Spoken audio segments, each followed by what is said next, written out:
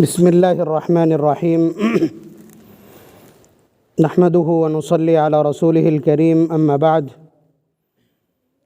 اعوذ باللہ من الشیطان الرجیم بسم اللہ الرحمن الرحیم ومن آیاته ان خلق لکم من انفسکم ازواجا لتسکنوا الیہا وجعل بینکم مودة ورحمة ان فی ذلک لآیات لقوم یتفکرون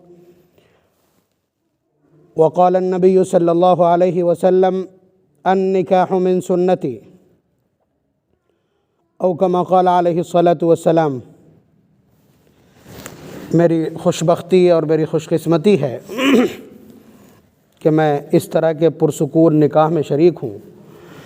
مدتیں بیت گئیں اس طرح کا نکاح دیکھنے کی، حسرت باقی۔ آپ لوگ تو اس طرح کے نکاحوں میں شریک ہوتے رہتے ہیں، میں نے نکاح پڑھانا چھوڑ رکھا ہے اس لیے کہ ساری خرافات نکاح کی مجلس میں ہوتی ہیں۔ آپ حضرات نے نبی اکرم صلی اللہ علیہ وسلم کے خاص ہدایت نامے اور خاص تاکید اعلنوا هذا النکاح وجعلوه في المساجد واضربوا عليه بالدفوف کہ اس نکاح کا اعلان کیا کرو، اس کو مسجدوں میں منعقد کیا کرو اور اس کی خوب سے خوب تر تشہیر کیا کرو۔ مسجد میں منعقد ہے، لباس بھی مہذب اور شائستہ ہیں۔ اللہ تبارک و تعالیٰ اپنی بارگاہ میں اس نکاح کو بے پناہ قبول فرمائیں۔ ایک خبر جو بہت بڑی میرے لیے ہے اور وہ یہ کہ یہ نکاح بغیر جہیز کا ہے، یہ نکاح بغیر جہیز کا ہے، اور اسی لیے میں یہاں اس وقت بیٹھا ہوں آپ کی خدمت میں۔ میں نے جہیز نہیں لیا، میرے گھرانے میں جہیز نہیں لیا جاتا، یہ خبر نہیں بنے گی۔ یہ خبر اس لیے نہیں بنے گی کہ جہاں کیا ہوگا ان لوگوں کے پاس کچھ نہیں ہوگا، اور یہ کہ یہ تو مولانا ہیں، دارالعلوم دیوبند کے فاضل ہیں، ان کی ڈیوٹی بنتی ہے کہ یہ اس طرح کے کام کریں، لیکن آپ حضرات تجارتوں سے وابستہ اور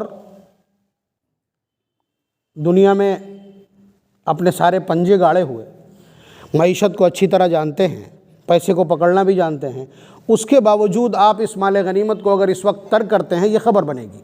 اس کو خبر بننا چاہیے، اس کو خبر بننا چاہیے۔ اور آپ حضرات کا معاشرہ، میں برادری کا کبھی نام نہیں لیتا ہوں لیکن مجھے یہاں کہنا پڑے گا کہ آپ حضرات دین کے کافی قریب ہیں، تھوڑا سا ہٹا ہے معاملہ آپ کا، تو ذرا سی کوشش سے آپ ڈائریکشن پر آ کر کے اور اس کے بعد آئیڈیل رول پلے کر سکتے ہیں۔ بہت مشکل صورتحال ہے کہ ہم نے اس وقت مسلم معاشرے نے اپنی شادیوں کو ہندوؤں سے کئی قدم آگے بڑھا دیا، کس طرح سے اس کو گندا کیا ہے۔ کوئی ایک رسم ایسی نہیں ہے، کوئی ایک رسم ایسی نہیں ہے غیر مسلمین کی، مجوسیوں کی، جو ہماری شادیوں میں کی نہ جا رہی ہو۔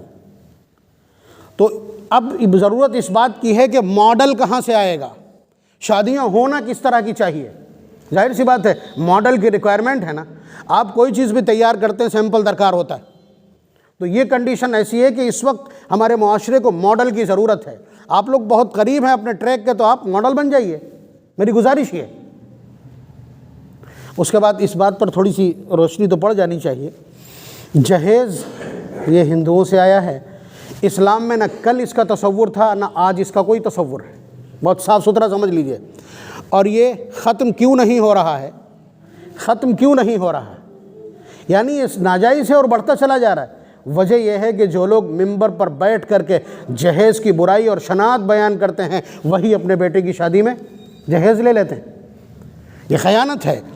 جس طرح مسالہ کھانے کی اور تمباکو کھانے کی مذمت علماء نے کھل کر کے اور کما حقہ بیان نہیں کی ہے، زکوٰۃ کے مصارف کو بیان کرنے میں کوتاہی ہوئی ہے، اسی طرح جہیز کو اب جو لیتا ہے وہ یہ کہنا شروع کر دیتا ہے کہ یہ سنت سے ثابت ہے، جبکہ کہیں نہیں، کبھی نہیں، یہ سنت سے ثابت نہیں ہے، سنت سے ثابت نہیں ہے۔ یہ جو کام کیا گیا ہے یہ آئیڈیل رول ہے، میں اس لیے اس کو اپریشیٹ کرنا چاہتا ہوں، اس کی تائید کرنا چاہتا ہوں۔ جو جس شخص کے دماغ میں یہ غلط فہمی ہو کہ نبی اکرم صلی اللہ علیہ وسلم نے حضرت فاطمہ کو جہیز دیا تھا، وہ اپنے دماغ سے یہ غلاظت نکال دے، اپنے دماغ سے یہ غلاظت اور ثبوتوں کا یہ پلندہ نکال دے، اس لیے کہ نبی اکرم صلی اللہ علیہ وسلم کی چلیے مانا ایک بیٹی حضرت فاطمہ کو اگر کچھ دیا گیا تو باقی جو 3 اور بیٹیاں ہیں ان کو کیا ملا تھا، کوئی بتائے گا؟ نبی اکرم صلی اللہ علیہ وسلم کے 12 نکاح ہیں، کوئی بتائے گا کچھ ملا تھا؟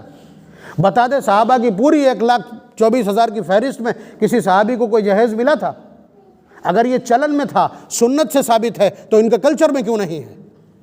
بات سمجھ رہے ہیں آپ؟ اب اس کے پیچھے کی حقیقت جو شاید ابھی تک کبھی ذہن میں نہ آئی ہو یا سننے میں نہ آئی ہو، نبی اکرم صلی اللہ علیہ وسلم قحط پڑا تھا، حضور کا بھی بچپن تھا، بالکل عنفوان شباب تھا، قحط پڑا تھا مکہ مکرمہ میں۔ حضرت ابو طالب جو حضور کے چچا ہیں وہ کثیر العیال ہیں، 10 بچے ہیں ان کے، اور قحط میں اپنے آپ کو پالنا مشکل ہوتا، 10 بچوں کا کیا بنے گا؟ اور قوم کے سردار ہیں، جس کو بھی ضرورت پڑتی ہے ان سے مانگنے آ جاتا ہے، تو بالکل مفلوق الحال ہیں، صفر ہے ان کا اکنامی سسٹم، اور ان کا پورا معیشت اور بیلنس صفر ہے۔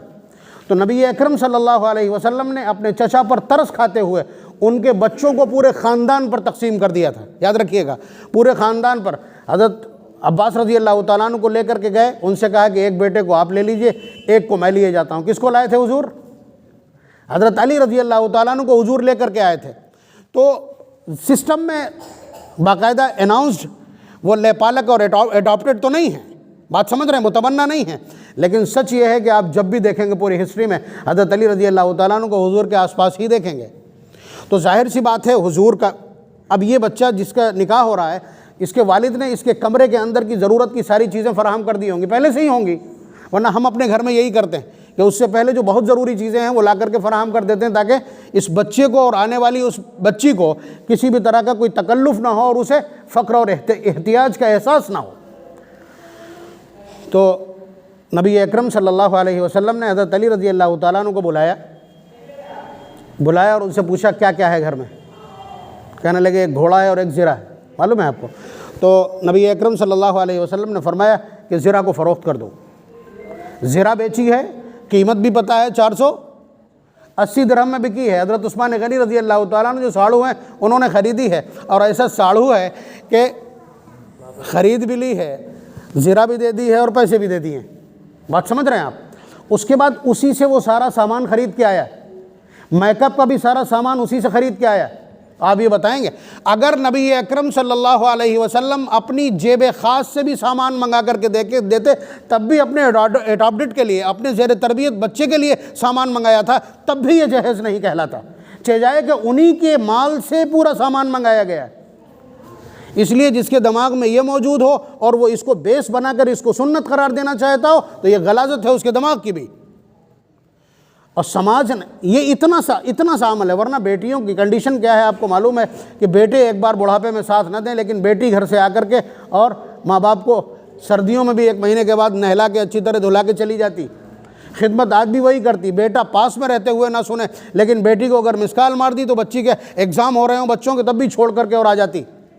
تو بچیاں اس طرح خدمت کرتی ہیں، لیکن جو کنڈیشن ہے، 2 منٹ اور دے دیجیے، جو کنڈیشن ہے وہ یہ کہ جب بیٹی پیدا ہوتی ہے تو چہرہ کالا ہو جاتا ہے۔ یہ زمانے جاہلیت میں دستور تھا، قرآن نے اس کو 2 جگہ نقل کیا۔ وَإِذَا بُشِّرَ أَحَدُهُمْ بِالْأُنثَىٰ ظَلَّ وَجْهُهُ مُسْوَدًّا وَهُوَ كَظِيمٌ، جب انہیں خبر ملتی ہے کہ بیٹی پیدا ہوئی تو چہرے سیاہ ہو جاتے ہیں اور چھپتا پھرتا ہے، يَتَوَارَىٰ مِنَ الْقَوْمِ مِنْ سُوءِ مَا بُشِّرَ بِهِ۔ تو پھر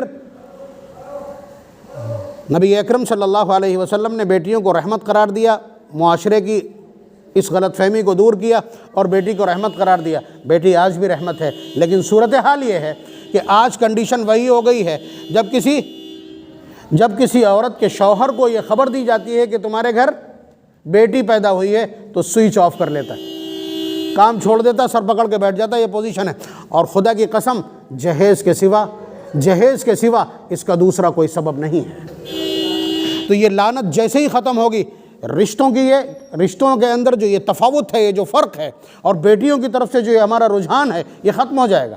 آپ کے یہاں نہیں ہوگا، نہیں ہونا چاہیے، لیکن باقی جو جہان میں جو تماشا ہے اس وقت، تو بہرحال یہ ایک لعنت تھی جسے اس مجلس میں موجود لوگوں نے مٹانے کی کوشش کی ہے۔ اللہ تبارک و تعالیٰ اس پہل کو قبول فرمائے اور اس کے طفیل میں، اس کے بدل میں برکتیں عنایت فرمائے، اور آئندہ تمام جوڑوں کو اس گندگی اور غلاظت سے پاک فرمائے۔ وآخر دعوانا ان الحمدللہ رب العالمین۔